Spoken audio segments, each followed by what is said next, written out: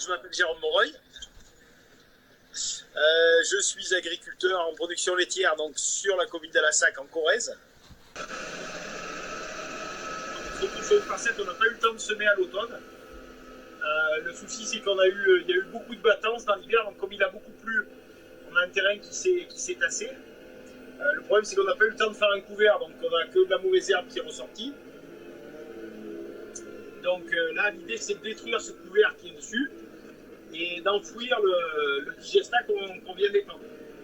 Mais là, nous, on est surtout occupés sur la préparation de sol, les épandages, puis on a mis, c'est la période où on lâche les vaches aussi, donc il faut gérer la pousse de l'herbe, puis il faut produire du lait. On ne peut pas s'arrêter. On fait partie des activités, on travaille avec du vivant, donc tous les jours, il faut soigner les animaux, et puis préparer les futures récoltes. Ça fait 15 jours qu'il fait beau, donc c'est dardard parce qu'on avait toutes les fosses qui étaient pleines de digestat, de la méthanisation.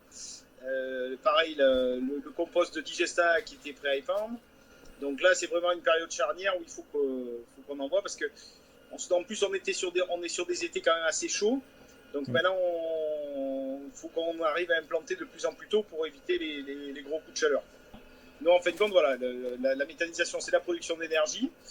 Donc aujourd'hui, on se rend compte qu'avec le fumier et le lisier des animaux, plus des intercultures, donc ça va être des cives, ça va être des cipants, ça peut être des prairies qui n'ont pas une grande valeur pour les animaux et qu'on va écarter et qu'on va mettre pour l'unité de méthanisation. Donc toutes ces choses-là, en fin de compte, qu'on laissait pourrir au coin du champ avant, aujourd'hui, ça produit de l'énergie.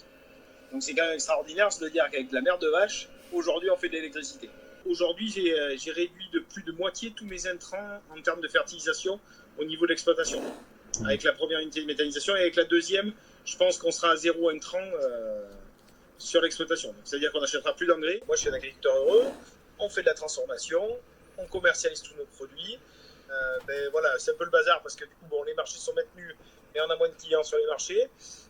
Nous, le grosse perte de chiffre d'affaires, c'était surtout sur tout ce qui était restauration scolaire et les restaurateurs, donc ce qui représente à peu près un tiers de notre chiffre d'affaires. On essaye de compenser un peu, on jongle un peu, mais l'un dans l'autre, on va passer le cap. Si ça dure qu'un mois, ça va le faire. Du coup, on a mis notre camion magasin devant la boulangerie la plus proche, parce que les gens vont chercher le pain le matin. On a repris les livraisons sur les drives fermiers, donc on fait des livraisons à domicile avec la chambre d'agriculture. Voilà, donc c'est des petites choses, mais après c'est vrai que c'est pas facile de tout chambouler, le planning. Voilà. Bon, après nous on a encore la chance de travailler.